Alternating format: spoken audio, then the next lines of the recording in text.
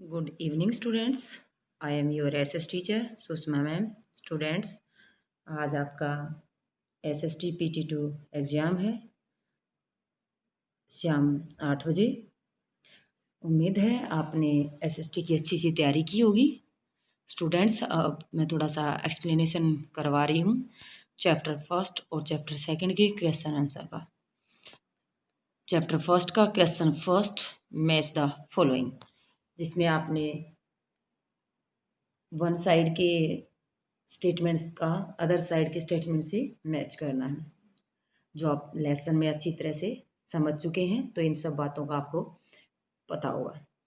Narmada valleys में क्या है? Hunting and gathering. जो सेकंड ऑप्शन है कि नर्मदा जो वैली थी उसमें सबसे पहले क्या किया गया था? हंटिंग गैदरिंग होती थी. सेकंड, मगध. मगध क्या था बेटा? फर्स्ट बिग किंगडम, यानी कि जो पहली राजधानी थी सबसे बड़ी, वो मगध थी. गारो हिल्स, अर्ली एग्रीकल्चर, यानी कि जो सबसे पहले खेती स्टार्ट की गई थी वो गारो हिल्स में स्टार्ट की गई थी. Next, Indus and its tributaries, यानी कि जो इंडस रिवर है या उसकी दूसरी ट्रिब्यूटरीज हैं, यानी कि उसकी सहायक नदियां हैं, वहाँ फर्स्ट सिटीज, यानी कि पहले शहर बसे थे या नगर बसे थे. नेक्स्ट है Ganga valley. City is about 2500 year ago, यानी कि वहाँ जो शहर बसे थे वो 2500 साल पहले बसाए गए थे. तो ये 5 स्टेटमेंट्स हैं जो आपस में आपने मैच करने हैं. तो ये नर्मदा वैली का hunting and gathering, Magadh first big kingdom, Garo hills early agriculture, Indus and its tributaries first cities, Ganga valley में cities about 2500 years ago. Okay, understand. Chapter first का क्वेश्चन नंबर सेकंड, जिसमें list the major difference between manuscripts and inscriptions, यानी जो पांडुलिपियां हैं और अभिलेख हैं. मैन्युस्क्रिप्ट्स मीन पांडुलिपियां, इंस्क्रिप्शन मीन्स अभिलेख. पांडुलिपि और अभिलेख हैं जो, उनमें क्या मुख्य अंतर है दोनों. तो मैन्युस्क्रिप्ट्स क्या है बेटा? ये क्वेश्चन ऐसे भी आ सकता है कि what is manuscripts. These were written by hand on palm leaf. Palm का जो पत्ता है, बड़े बड़े पत्ते होते हैं, उस पर हाथ से लिखे जाते हैं, उनको बोलते हैं manuscripts. And bark of tree known on the bridge. वृक्ष के पेड़ की जो छाल है उसके ऊपर भी लिखा जाता है, उसको बोलते हैं मैन्युस्क्रिप्ट्स, पांडुलिपि. Second option, inscriptions. अभिलेख क्या होते हैं? Inscriptions are usually written on hard surface, यानी कि किसी हार्ड सरफेस पर, कठोर सतह पर जो लिखे जाते हैं उसको बोलते हैं इंस्क्रिप्शन, अभिलेख.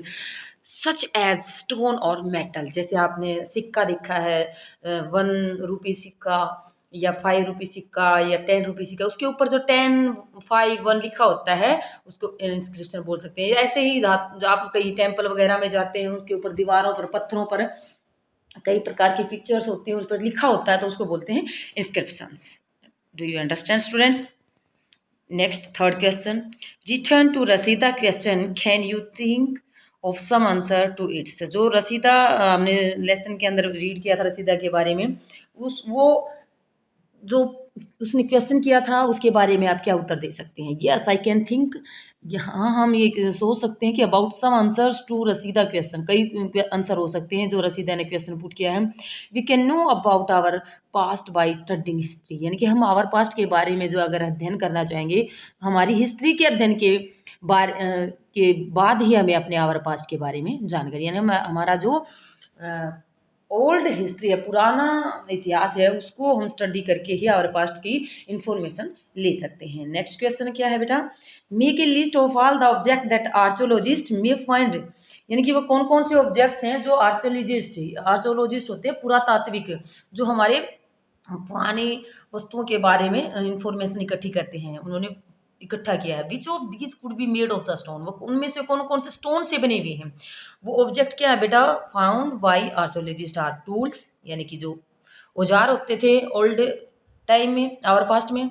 वेपन जो हथियार होते थे, पोट्स होते थे यानी कि जो बर्तन होते थे मिट्टी के, पैन्स होते थे जिनमें खाना वगैरह पकाते थे, ऑर्नामेंट्स आभूषण और कॉइन सिक्के। तो ये सारी चीज़ें थी जो पिछले आवर पास्ट में हमारे में किससे बनाई जाती थी, स्टोन से, पत्थरों से। Next question, why do you think ordinary man and women, जो साधारण जनता होती थी, जो औरतें होती थी, पुरुष होते थे, did not generally keep record of what they did, यानी उनके बारे में रिकॉर्ड नहीं रखा जाता था, वो क्या करते थे, कैसे करते थे। सिर्फ रिकॉर्ड किसके रखे जाते थे, राजा महाराजा या उनके अधिकारियों की, यानी कि रिच पीपल्स की, नॉट के पुअर पीपल के। We think ordinary man and women did not generally keep record of what they did, यानी कि हम सोचते हैं कि जो साधारण आदमी हैं, औरतें हैं, वो अपने रिकॉर्ड नहीं रखते थे, क्या वो क्या कर रहे हैं, because of the following reason, कुछ रीजन से। In the beginning they did not know the art of the writing, यानी कि उनको नॉलेज नहीं थी किसकी, जो लिखने की कला थी उसके बारे में उनको ज्ञान नहीं था स्टार्टिंग में, बिगिनिंग में।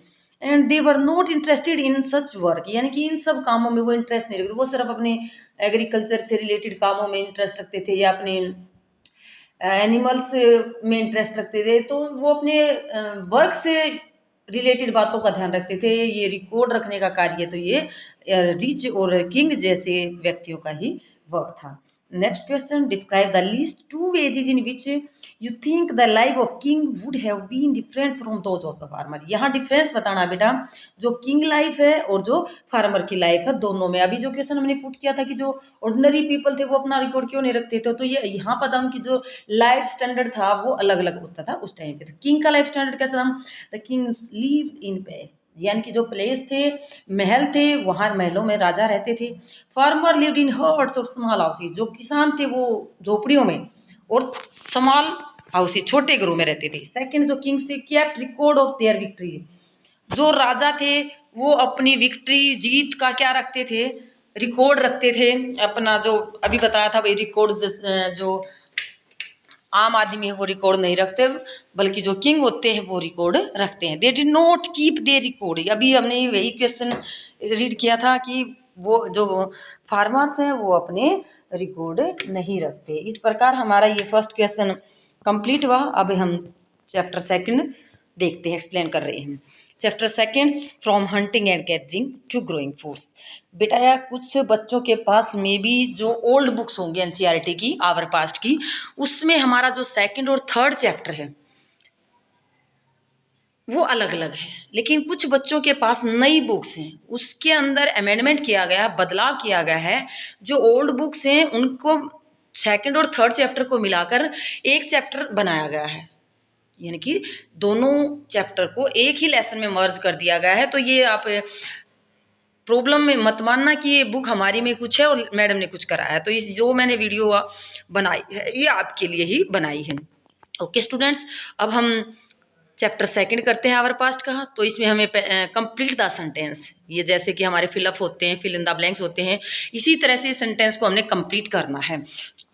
फर्स्ट क्या है sentence, hunter gatherer choose to live in caves and the rock shelter because, क्यों चूज करते थे, क्यों चुनते थे केव्स को और चट्टानों में रहने का, जो रॉक्स हैं वहाँ क्यों रहते थे, बिकॉज दे प्रोवाइड, जो रॉक्स होते थे या केव्स होते थे वो प्रोवाइड करते थे शेल्टर, यानी कि निवास स्थान देते थे, from rain heat and wind, यानी कि गर्मी से, वर्षा से, तेज तूफानों से, हवाओं से बचने की जो शरण होती थी वो कहाँ मिलती थी, केव्स में या चट्टानों के पीछे छुपने में।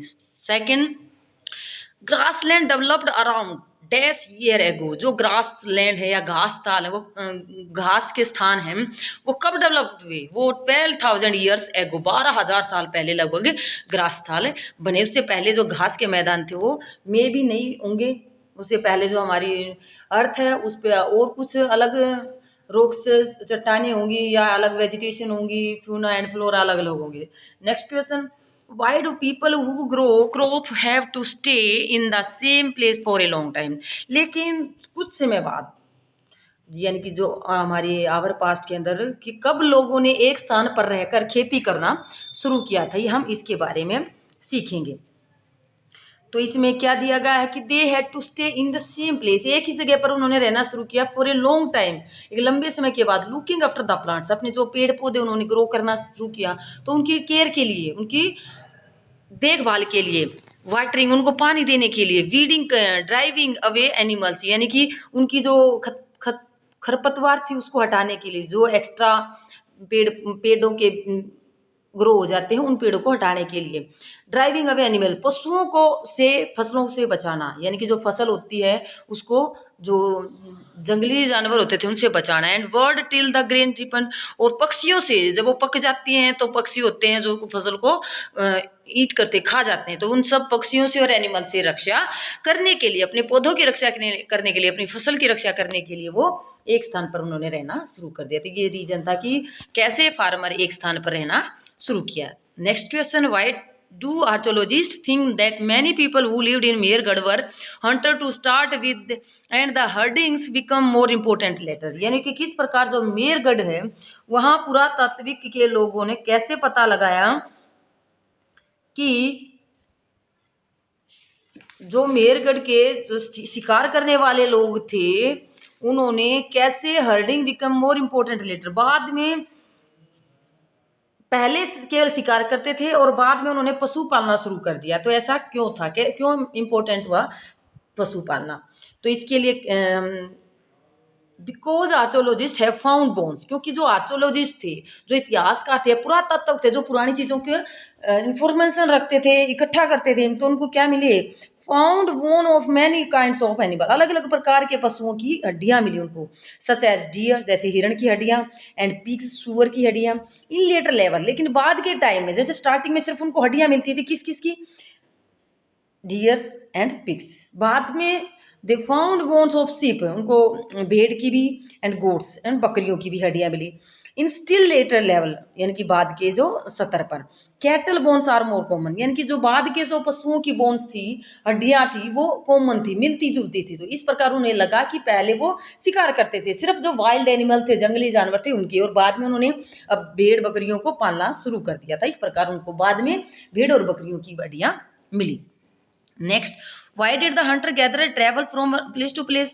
In what way are these similar to difference from the region for which we travel today? यानी कि किस प्रकार जो हंटर गैदरर थे वो यात्रा करते थे एक स्थान से दूसरे स्थान की, तो अब जो डिफरेंस है आज के टाइम में, उनको कौन कौन से रीजन थे डिफरेंस की, ये डिफरेंस के क्या रीजन थे? टू सर्च फॉर फूड, वो किसकी खोज में एक स्थान से one place to other place जाते थे, फॉर फूड के लिए, फॉर हंटिंग के लिए, इन सर्च ऑफ वाटर के लिए, इन search of different kind of plants, यानी कि अलग पौधों की खोज में, पानी की खोज में, यानी कि जब एक जगह सूखा हो जाता है तो उस स्थान को छोड़कर दूसरे जगह पर वो पानी की सर्च में चले जाते हैं। हंटिंग, यानी कि जहाँ वो शिकार करे वहाँ पशु कम हो गए तो दूसरे स्थानों पर पशुओं की खोज में जाते थे। फूड, यानी कि खाने के, अगर उनको वहाँ खाना नहीं मिल रहा है तो दूसरे स्थानों पर जाते हैं। नाउ ए डेज पीपल, आज के टाइम में जो व्यक्ति हैं, ट्रेवल फॉर बिजनेस, यानी व्यापार करने के पर्पज से, मीट देयर रिलेटिव, या अपने रिश्तेदारों से मिलने के लिए हम एक स्थान से दूसरे स्थान पर जाते हैं। Next question, list 3 ways in which Hunter gather use fire, would you use fire for many of these purpose today? कौन से ऐसे पर्पज थे जिनके लिए आग का यूज किया जाता था एंशिएंट, यानी ओल्ड टाइम में, कि आज हम किन पर्पज के लिए फायर का यूज करते हैं? Use as a source of light, यानी कि हम अपनी रोशनी के लिए यूज करते हैं। टू कुक मीट, खाना पकाने के लिए पहले भी करते थे। टू स्केयर अवे एनिमल्स, पशुओं को डराने के लिए, यानी कि जो वाइल्ड एनिमल्स थे वो उनको आग से डर लगता था, इसलिए वो आग से एनिमल्स को डराते थे। टू वार्म देमसेल्फ, यानी कि अपने आप को गर्म करने के लिए, ड्यूरिंग द कोल्ड वेदर, ठंडे सीजन के अंदर हम आग से अपने आप को वार्म करते हैं। ये सेम रीजन थे, जिस पर्पज थे, जिसका प्रयोग किसके लिए करते थे? आग का प्रयोग करते थे। Least 3 ways in which the life of the farmer at the herder, जैसे फर्स्ट चैप्टर में हमने फार्मर और किंग के बीच में डिफरेंस रीड किया था, अब यहाँ फार्मर और हर्डर, यानी कि जो किसान खेती करने लगा या जो शिकार करने वाला था, तो उन दोनों के बीच में यहाँ डिफरेंस करेंगे हम, हंटर गैदरर और फार्मर और हर्डर के बीच में। तो फार्मर हर्डर कैसे काम करते थे और हंटर गैदरर किस प्रकार काम करते थे, ये हम क्वेश्चन नंबर 2 में। फार्मर और हर्डर क्या करते थे? They grow their food from their living palace, यानी कि जहाँ वो रह रहे थे उसी स्थान पर अपने प्लांट्स को ग्रो करते थे, अपने अनाज उगाने के लिए फसलों को एग्रीकल्चर करते थे, खेती करते थे। And they build huts and house, जो घर बनाते थे या झोपड़ियाँ बनाते थे, near about in their fields, they store food for future, वो अपने फ्यूचर में एक अनाज को स्टोर करना शुरू किया, यानी कि भविष्य के लिए उन्होंने अनाज स्टोर करना, भंडार करना शुरू कर दिया। They kept moving from place to place in search of food, वो एक स्थान से दूसरे स्थान पर खाने की सर्च करने के लिए जाते थे। They lives in caves and not build house, वो गुफाओं में रहते थे। कौन?